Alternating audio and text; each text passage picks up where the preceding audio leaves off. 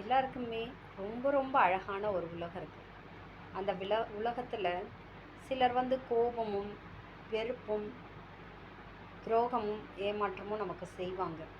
ஆனால் அவங்களோட இயல்பு இதுதான் நமக்கு தெரிஞ்சாலும் நம்ம ரொம்ப ரொம்ப சந்தோஷமாக புன்னகையாக கடந்து போகணும். ஏன்னா அந்த ஒரு அழுத்தத்திலேயே நம்மளுடைய இலக்கை நம்ம அடைய முடியாமல் போயிடும். நீ பொய்யா பேசுகிற, பொய்யா பழகிற, உனக்கான ஒரு வட்டத்தை நீ உருவாக்குறன்னு எனக்கு தெரியும். ஆனாலும் நான் எப்பயுமே அன்பாக தான் இருப்பேன். அந்த அன்பில் ஒரு துளியும் பொய்யாவோ பகட்டாவோ இருக்காது.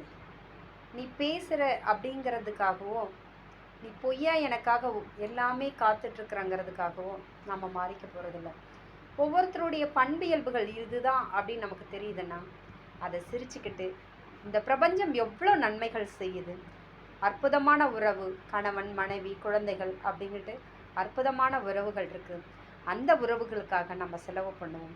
யாரோ ஒருத்தர் நம் மீது வெறுப்பு செலுத்துகிறாங்கங்கிறதுக்காக நம்ம எல்லாத்தையும் அதனால் ஏன்னா ஒரு வார்த்தை வெல்லும், ஒரு வார்த்தை கொல்லும்.